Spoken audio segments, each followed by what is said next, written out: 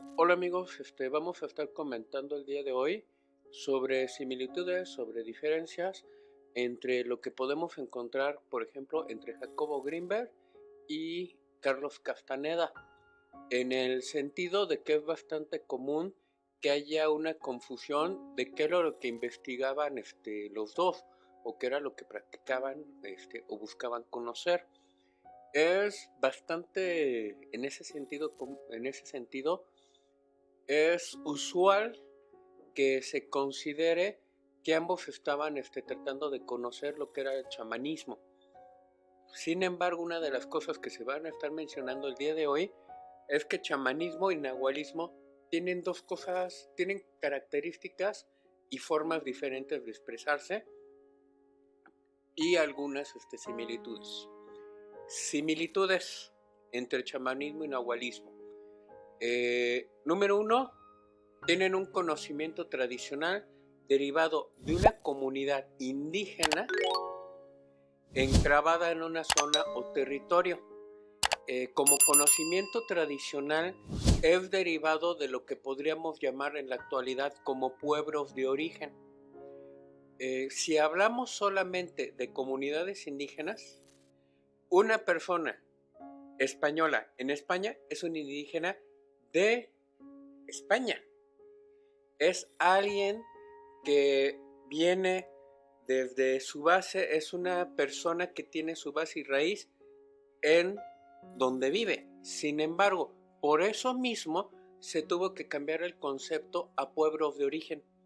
Los pueblos originarios, los primeros habitantes de un sitio, de un lugar, es a lo que se le llama pueblos de origen.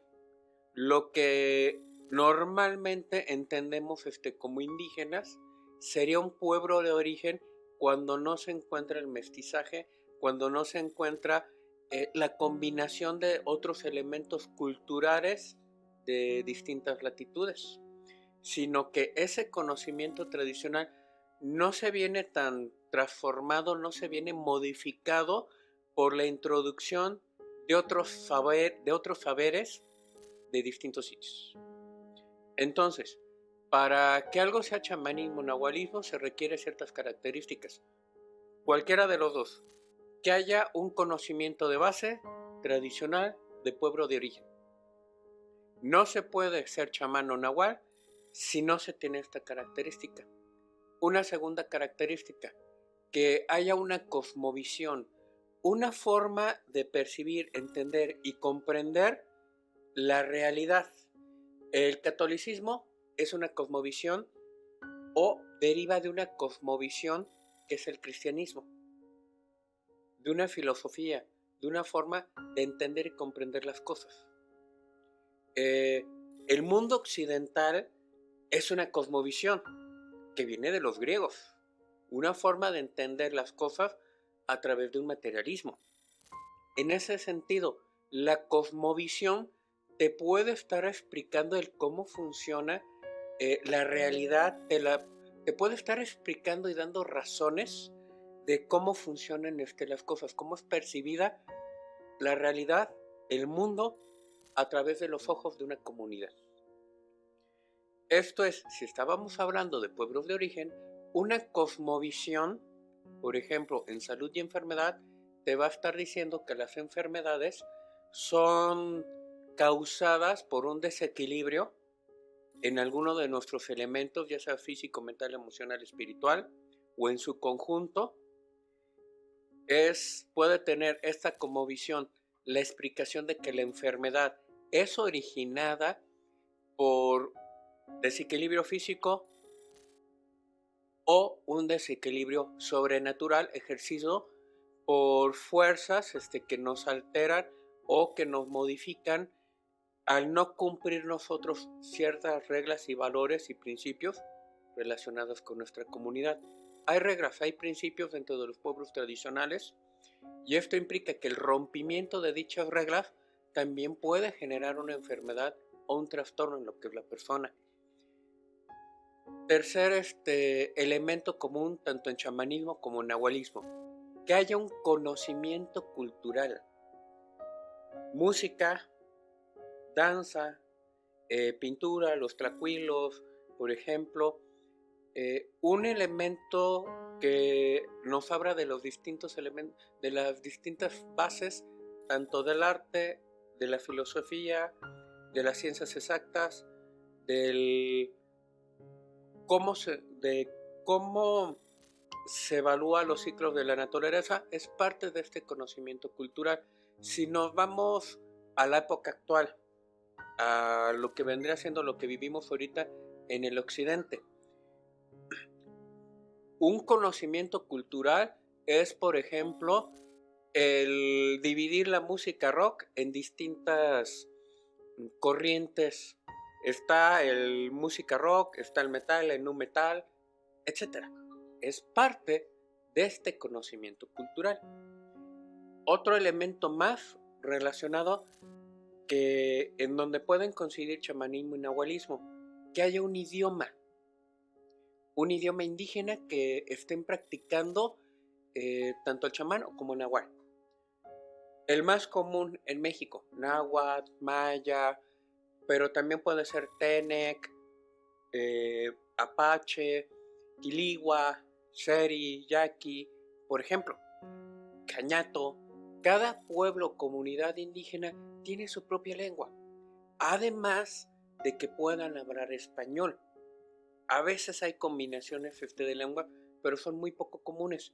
Sin embargo, el común denominador para que una comunidad sea considerada indígena es que todavía se encuentre presente su lengua. Jacobo Grinberg, aquí por ejemplo si lo retomamos, Pachita era mazateca, hablaba su lengua correspondiente, explicaba las cosas desde una cosmovisión, desde un conocimiento tradicional. Junto con esto, otra característica común tanto en chamanismo como en nahualismo, que hay un modelo, un estilo y una forma de vida. Un modelo, ejemplos a seguir. Por ejemplo, en las comunidades mazatecas, Pachita vendría siendo un ejemplo o modelo de a quién seguirían como médico tradicional, a quién buscaría uno estar repitiendo, tratar de replicar sus actitudes, su forma de vida, su vestimenta, su estilo de habla, su estilo de hacer las cosas. Ahorita que comenté lo del estilo de habla, vemos por ejemplo que en el sureste hay gente que habla como cantadito. En el norteño tienen cierto acento. Esto entra dentro del mismo estilo. Los tipos de vestimenta, las características o costumbres que pudiéramos nosotros también encontrando en una comunidad. Si por ejemplo acá en Querétaro una de las costumbres es estar desayunando atole con tamales. Es una costumbre de la comunidad. En otros lugares la costumbre es que si uno va a hablar con uno de los abuelos, con uno de los ancianos o con una persona mayor, utilizo un diminutivo para hablarle como una forma de reconocimiento. No le digo abuela, nanatsin, nana. Le digo nanatsin, abuelita. Una forma de decirle las cosas de forma reverencial, ¿sí? En este sentido, los pueblos indígenas tienen costumbres, tienen elementos que tal vez en otros sitios sean para nosotros los hábitos. Cosas que repetimos diariamente, que ya lo hacemos de forma automática sin pensarlo tanto, pero que forma parte de nuestra misma cotidianidad. Ahora, otro de los elementos que también es común entre lo que vendría siendo chamanismo y nahualismo, que hay un código de ética, un código de valores. El chamán, atender a las personas que se encuentran enfermas sin distinción de personas, sin distinción de raza, sin distinción de sexos. El nahual, si alguien pretende aprender, no se le cierra el conocimiento, pero conforme la gente demuestre que está trabajando, en esa medida te voy a ir enseñando. Código de ética, por ejemplo, muy común en chamanismo. No escogen a todos como aprendices. A diferencia de nahualismo, si tú llegas a nahualismo y quieres aprender, no se te cierra la puerta. Pero en chamanismo sí es bastante común de, primero se te pone ciertas pruebas. Las pasas, aprendes. No cumples o no tienes las características para que se te pueda enseñar, no se te da el conocimiento. Otro código de éticas, algo común en algunas comunidades indígenas, derivado de costumbres españolas, Quistarauro, ya lo pronuncié mal, es la venta, por ejemplo, de las mujeres o de las niñas a cambio de animales. Esto, por ejemplo, en la comunidad se verá bien visto, pero en otra comunidad puede ser visto de otra forma distinta. Hay comunidades donde, por ejemplo, aquel que abusa de las mujeres, lastima niños, lastima ancianos, va a ser castigado con ciertas penas. No rompes lo que son las reglas tradicionales de no hacer ciertas acciones o celebraciones ciertos días, se te va a castigar o se te va a ver mal visto el que lo estés realizando. Otro elemento común dentro de chamanismo, dentro de nahualismo, que haya un conjunto de celebraciones o de fiestas o de actividades comunes. ¿Qué es lo que suele ser común en estos sentidos? Nahualismo y chamanismo viene de culturas agrarias, viene de culturas mal llamadas primitivas, que estaban muy interrelacionadas con lo que vendría siendo el ciclo de lo que es la naturaleza. Lo que significa que como ciclos agrarios, como culturas agrarias, estaban muy intervenidas, estaban muy relacionadas con que sus fiestas estuvieran relacionados con el ciclo de la siembra, con el ciclo de maíz, en el caso de México.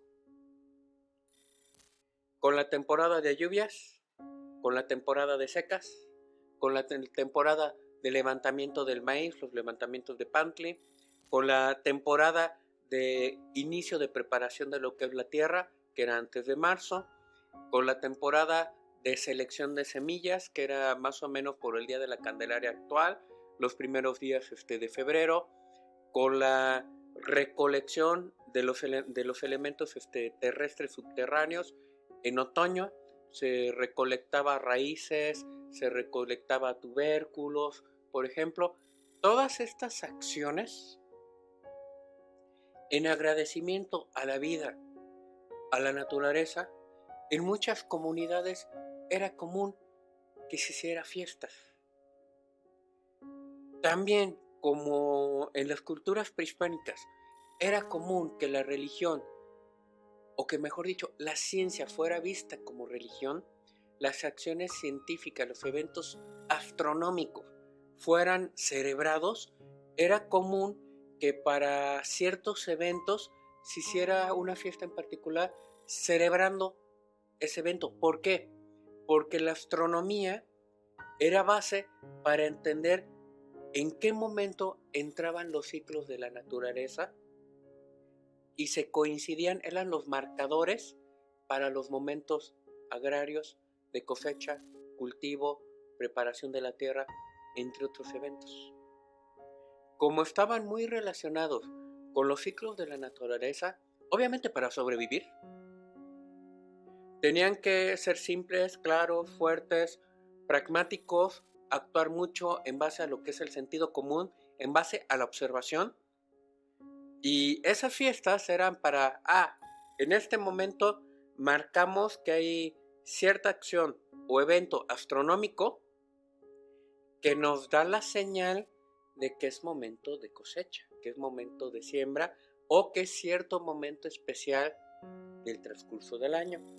Los famosos equinoccios, los famosos solsticios entraban dentro de estas festividades, dentro de estas celebraciones. No eran los únicos. Ciertas acomodaciones lunares, ciertas acomodaciones de los planetas, por ejemplo, Venus tenía que ver con esto. Otro de los elementos comunes que vas a ver, tanto en chamanismo como en el nahualismo real, hay una forma de trabajar, una forma de hacer las cosas. Vas a ver lugares en donde se habla de algo que se le llama como camino del Mazahual. Aquel que viene a aprender, el último que llega, le toca ser aprendiz, no precisamente esclavo, pero sí le toca obedecer al anterior que entró antes de él. Ese que entró antes de él, le toca enseñarle y guiarle las cosas básicas del grupo tradicional. El último le toca obedecer a todos los demás. Y conforme van avanzando en conocimiento, en desarrollo, en aprendizaje, en sabiduría, te toca no obedecer tanto a otros, pero sí, entre más aprendes, más útil tienes que ser a la comunidad. Tienes que ser más útil, tienes que hacer algo fuerte para ellos.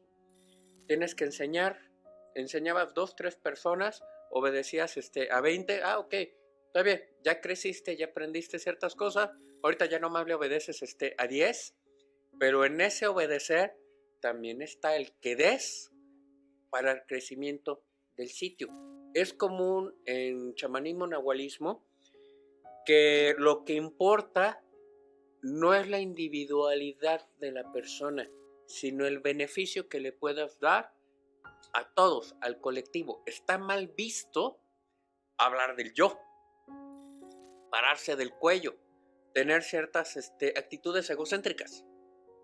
Se le ve como algo de alguien que se podría decir pues de bajo conocimiento, de bajo nivel social, de bajo desarrollo, ¿sí? En este sentido, también se ve que hay algo que se le conoce como tequio, trabajo colectivo, trabajo comunitario. Es bastante común en varios sitios no se te cobra, pero tienes manos, utilízalas. Tienes que dar trabajo comunitario a cambio de lo que recibes. Dentro de esto mismo, dentro de la forma de trabajo, en la mayor parte de los grupos tradicionales aéreos, sea chamanismo, sea nahualismo, se pide que haya un trabajo en equipo, que haya unas actividades, unas acciones con disciplina, con entereza, con una forma de ser, con un orden. No hay alguien mayor, no hay alguien menor. Si alguien es especialista en algo y en un momento dado, por beneficio de la comunidad, se requiere de dicho especialista, le toca guiar durante ese proceso. Le toca ser el tecutli, el guía. Termina la actividad, ¿sabes qué? Ya no eres el tecutli, le toca a aquel que le corresponde a la actividad siguiente. Si ahorita se requería mucho alguien que sembrara o que hiciera canoas, pues el que hacía las canoas le tocaba mantener el orden en todos. Si después de las canoas tocaba a alguien que estuviera explicando cómo hacer la conservación de alimentos, era el que mejor sabía hacer la conservación de alimentos, el que le tocaba dirigir dicha actividad.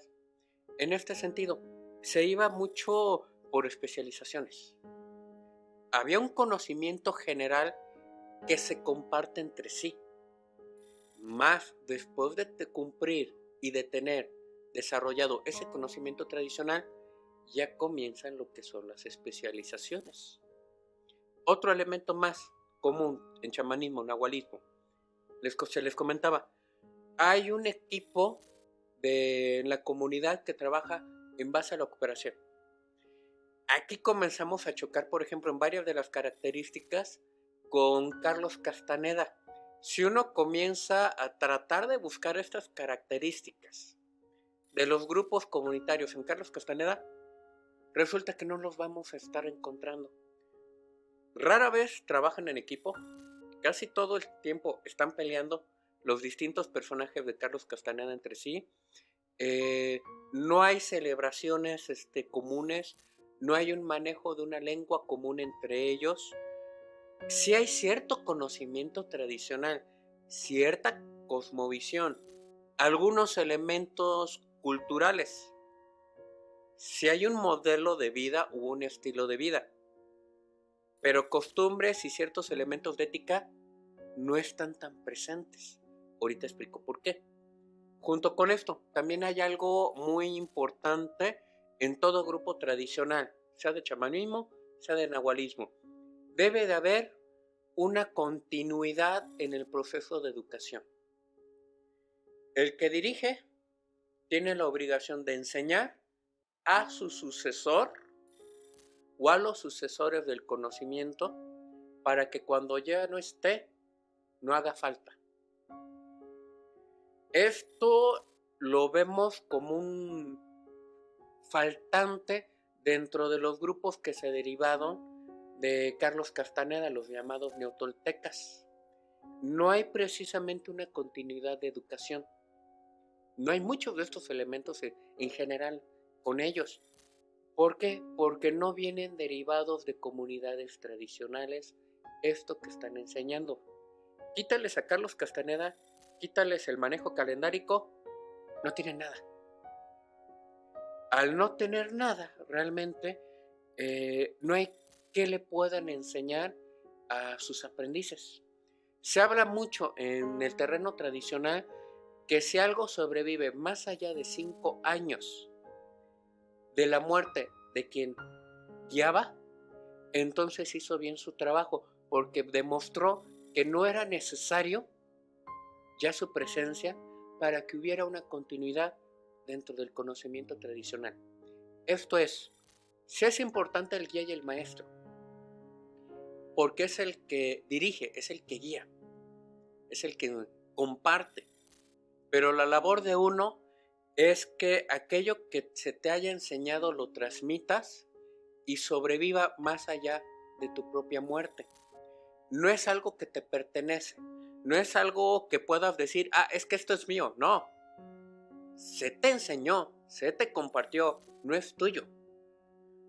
Tal vez añadiste un poquito, pero es tu obligación añadir ese poquito a ese conocimiento antiguo.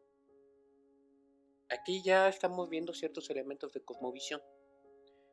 Carlos Castaneda, de forma particular, estuvo aprendiendo de distintos maestros tradicionales.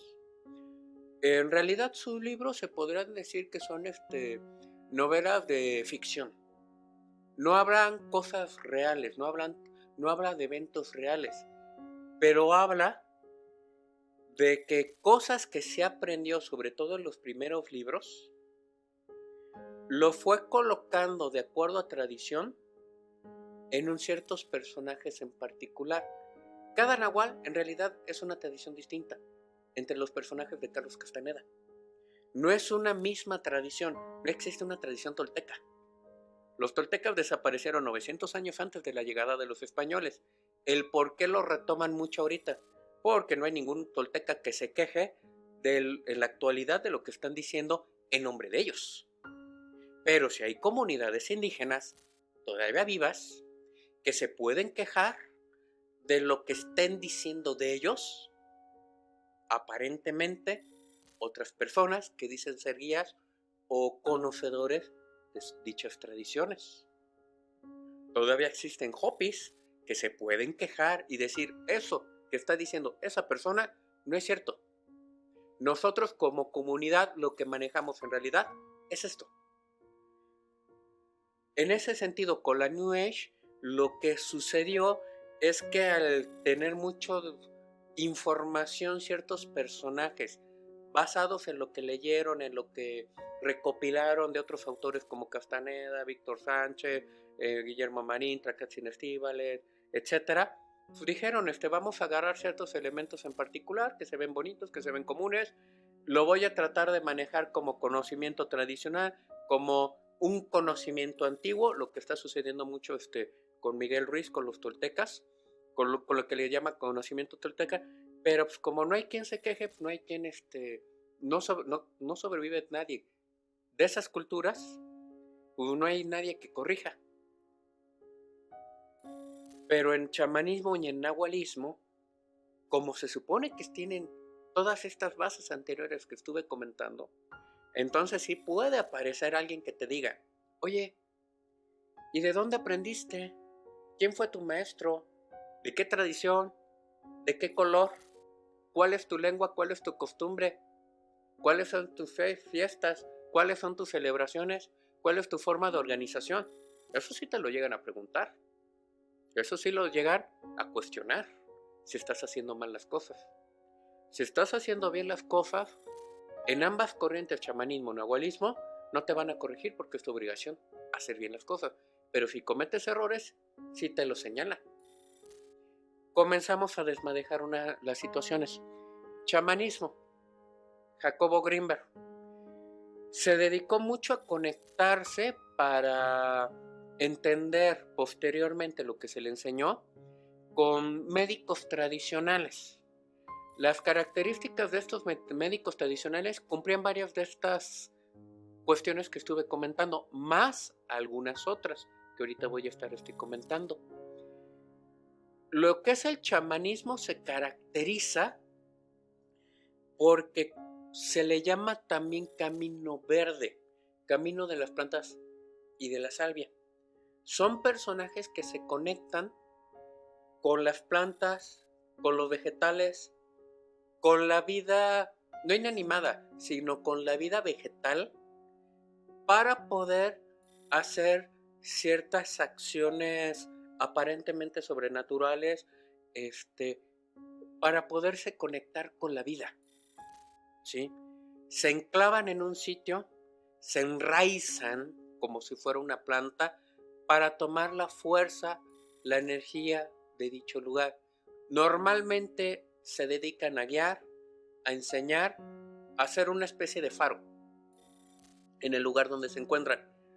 Pierden fuerza si se mueven de su sitio original, si se mueven de la comunidad a la que pertenecen. Una comunidad indígena los respalda, los nombra como sus chamanes, como sus guías. Ellos no se nombran. Es la comunidad quien los respalda, quien los fortalece. ¿Sí?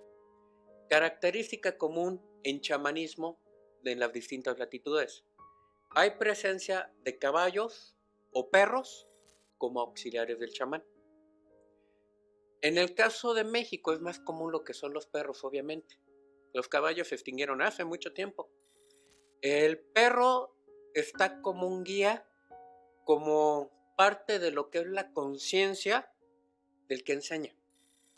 Por un lado, en otras ocasiones también se tiene el perro como auxiliar, porque es el perro el que recibe las enfermedades, los golpes energéticos, los ataques hacia el chamán. Es una especie de escudo, pero también es una especie de guía de, oye, este es el rumbo, este es el camino. Es el departamento de señalética o conciencia de varios de los tradicionalistas. Otra de las características que también es bastante común dentro del chamanismo en distintas latitudes, lo que es el manejo del metal y los herreros, su relación con el fuego. Vemos a Pachita que muchas de las ceremonias relacionadas con lo que vio Jacobo Grinberg, sí hay uso de plantas de poder, pero muchas de las acciones giran en torno a un fuego, en torno a una fogata, en torno a un elemento, predominantemente en chamanismo en torno al fuego. Hay algunos que hacen las cosas en torno a la tierra. En nahualismo vas a ver gente que hace sus curaciones, hace sus procesos en torno al agua o al viento. Esto es, hay una relación con los elementos. Algo también que es muy característico del chamanismo, no del nahualismo, lo que se le conoce como ascenso al cielo o descenso del infierno. Lo que es la muerte iniciática, lo que es un proceso de enfermedad muy grave que casi te mata, que te fractura por dentro, te rompe, te quiebra, te provoca que vuelvas a nacer como alguien distinto.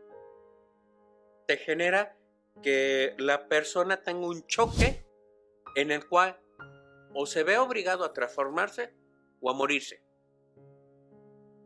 Esto no es tan común, por ejemplo, en algunas líneas de nahualismo, ¿sí? Muerte iniciática, les platicaba. Esto es común al principio de la vida o en la baja edad del practicante tradicional del chamanismo. Le sucede en sus primeros años de vida. Es demasiado raro que alguien se vuelva chamán en sus últimos años de existencia. Normalmente la vida, los espíritus, la comunidad se da cuenta que alguien va a ser chamán por ciertas características o eventos que le sucedieron desde pequeño. Aprende a sanar, se le facilita el manejo de la energía, se le facilita lo que es la curación, tuvo un proceso de enfermedad muy grave de la cual se recuperó, estuvo muerto durante un momento y lo retornaron, le cayó un rayo, ciertos eventos particulares que suceden al principio. Alguien que diga que es chamán y que lo comenzaron a hacer a los 50, 70 años ya está muy viejo, ya está demasiado tieso o duro como para poder aprender, como para poder tener un accionar como lo que se tiene desde que se practica algo desde la infancia. En chamanismo, en este sentido, es bastante común que cuando un aprendiz comienza a cumplir estas características, aparezca el guía, el chamán viejo, y le comienza a enseñar. Observó que cumplía ciertos eventos y le comienza a decir, te explico qué es lo que te pasó. Te comienzo a enseñar las ceremonias, las celebraciones, para que tú, con el paso del tiempo, tomes mi lugar. Otro elemento bastante común, lo que es la reclusión en un lugar sagrado. Vas a ver en chamanismo cosas como la búsqueda de la visión, no como en el Camino Rojo, en lo que llaman Camino Rojo de lo que es la línea Lakota, danza del sol, pero sí hay momentos en donde la persona tiene que hacer ayunos prolongados, tiene que hacer ciertos castigos corporales, se tiene que apartar del mundo. En un lugar para entrar en un periodo de reflexión, para poder hacer un trabajo espiritual particular, ¿sí? Otro elemento, que haya ceremonias o iniciaciones iguales y repetidas, que cada tanto tiempo tenga que cumplir un ciclo de actividades. Algo común, voy a agarrar lo que es a los danzantes del sol, cada año tienen que danzarle al sol, cada año tienen que repetir las mismas ceremonias, cada año tienen que hacer las mismas acciones periódicas. Cada tanto tiempo, dependiendo de sus necesidades, pueden estar haciendo una búsqueda de la visión. La danza del sol está a medio camino en ciertas situaciones al chamanismo, mas no es un chamanismo completamente, porque hay varias características que no tiene, ¿sí? Regresemos a chamanismo. En chamanismo hay algo que se le conoce como recuperación de almas o curación de enfermedades en el nacimiento. Recuperación del alma. ¿Qué es lo que pasa? Una persona está dividido en aspecto físico, en aspecto espiritual, y tiene un alma o almas dentro de sí. Su cuerpo físico es lo que percibimos. Su cuerpo espiritual es lo que anima al alma o a los almas y a su cuerpo. Sus almas, el capullo energético como diría Carlos Castaneda, que rodea al ser humano y que tiene 3 atlachinolis, si lo vemos desde los nahuas. Un alma en la conciencia, un alma en el corazón, un alma en el hígado. 3 puntos relacionados con la conciencia que si se rompen, si se desvían, si se fracturan, si se pierden, lo que es la persona al tener su alma fracturada o rota, comienza a perder su vida progresivamente y es necesario que un médico tradicional la recupere, la selle, la vuelva a colocar en su lugar. También en otros lugares lo que vas a encontrar es que te hablan que una persona tiene un tonali o una sombra o un espíritu, que por ciertos eventos su espíritu se sale del cuerpo y es necesario retornar dicho espíritu al cuerpo para que el ser humano, para que el paciente se recupere y no muera, o la locura que logró desarrollar con su pérdida de alma o de sombra o de espíritu sea sanada y la persona se recupere. Comenzamos a ver todo este tipo de cosas, por ejemplo, y vemos que Carlos Castaneda no lo tiene mucho de esto. Pero si encontramos todo esto en muchos de los personajes de Jacobo Grinberg. ¿Sí? Regresemos. Algo también bastante común en muchas comunidades indígenas, en muchas comunidades relacionadas con lo que es el chamanismo. Se le conoce como el camino de la luna. Hacen acciones, tienen una cosmovisión, tienen una religiosidad, tienen una forma de actuar relacionada con lo que son los ciclos de la luna, con lo que es la luna, con lo que son ciertos eventos femeninos o relacionados con lo que es la fuerza femenina, con lo que es la frialdad, con lo que es los elementos energéticos. No solamente con el dos sol. En el caso del chamanismo hay muchos eventos y acciones nocturnos. ¿Sí? Otro elemento también bastante común en chamanismo, lo que es la muerte como maestra y la presencia de ancestros. En este sentido, Carlos Castaneda sí lo comenta como la muerte como compañera, que la tenemos a un lado y que nos hace entender que tenemos que vivir en un aquí y en una ahora. En chamanismo también es bastante común el que se vea a la muerte como una preparación para la vida. El que tengas que estar consciente de que puede haber una reencarnación, puede haber vidas pasadas, pero lo que le tienes que dar importancia es a lo que estás viviendo en este momento. ¿Sí? Dentro de esto, lo que son los ancestros, se ven las ofrendas de tabaco, se ven las ofrendas de plumas, se ven las ofrendas de cacao, dirigidos a los ancestros como guías que nos enseñan en el sueño, que nos enseñan a través de las visiones, que nos enseñan a través y nos dirigen a través de lo que son las ceremonias. Son importantes porque son quienes nos antecedieron, son los portadores iniciales de las palabras o del conocimiento que nosotros portamos y que por ende, cuando nosotros tenemos dudas, cuando nosotros flaqueamos, cuando nosotros perdemos fuerza, poder, les podemos pedir ayuda. Regresamos a Carlos Castaneda, no se encuentra presente muchos de estos elementos.